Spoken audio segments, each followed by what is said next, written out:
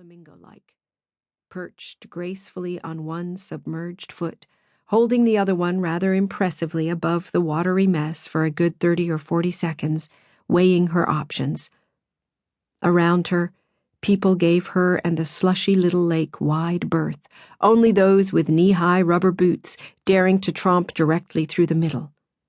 But no one offered her a hand, and realizing that the puddle had a large enough perimeter that she couldn't jump to escape in any one direction, she steeled herself for another shock of cold and placed her left foot beside her right. The icy water rushed up her legs and came to a stop on her lower calf, subsuming both fuchsia shoes and a good 5 inches of leather pant, and it was all Andy could do not to cry. Her shoes and leggings were ruined. Her feet felt like she might lose them to frostbite. She had no option for extricating herself from the mess except continuing to slog through it. And all Andy could think was, that's exactly what you get for screening Miranda Priestly. There wasn't time to dwell on her misery, though, because as soon as she made it to the curb and stopped to evaluate the damage, her phone rang again. It had been ballsy, hell, downright reckless, to ignore the first call. She simply couldn't do it again. Dripping, shivering, and near tears, Andy tapped the screen and said hello. "Andrea? Is that you? You've already been gone for an eternity. I'll ask you only one time. Where is my lunch? I simply won't be kept waiting like this." Of course it's me, Andy thought. You dialed my number. Who else would be answering? I'm so sorry, Miranda. It's really horrid out right now, and I'm trying my best to— I'll expect you back here immediately. That's all. And before Andy could say another word, the line was disconnected.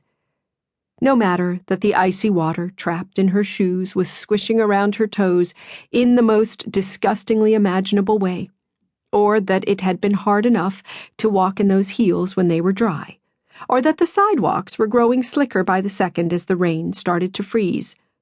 Andy began to run. She sprinted as best she could down 1 block and had only 1 more to go when she heard someone calling her name. "Andy! Andy, stop! It's me! Stop running!" She would recognize that voice anywhere. But what was Max doing there? He was away that weekend upstate somewhere for a reason she couldn't quite remember. Wasn't he? She stopped and turned, searching for him. "Over here, Andy!" And then she spotted him.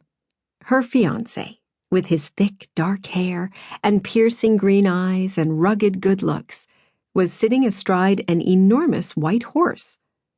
Andy didn't particularly like horses ever since she'd fallen from one in 2nd grade and shattered her right wrist. But this horse looked friendly enough. Never mind that Max was riding a white horse in Midtown Manhattan in the middle of a blizzard. Andy was so ecstatic to see him, she didn't even think to question it. He dismounted with the ease of a practiced rider, and Andy tried to remember if he'd ever mentioned playing polo. In 3 long strides, he was at her side, enveloping her in the warmest, most delicious embrace imaginable, and she felt her whole body relax as she collapsed into him. "My poor baby," he murmured, paying neither the horse nor the staring pedestrians any mind. "You must be freezing out here." The sound of a phone, that phone, rang out between them, and Andy scrambled to answer it. "Andrea?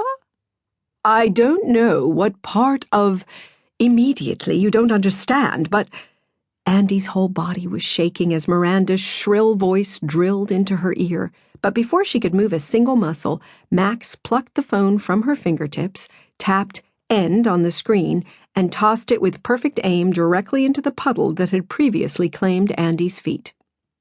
"You're done with her, Andy," he said, wrapping a large down comforter around her shoulders. "Oh my God, Max! How could you do that? I'm so late! I haven't even made it to the restaurant yet, and she's going to kill me if I'm not back there with her lunch and—" "Shh," he said, touching 2 fingers to Andy's lips.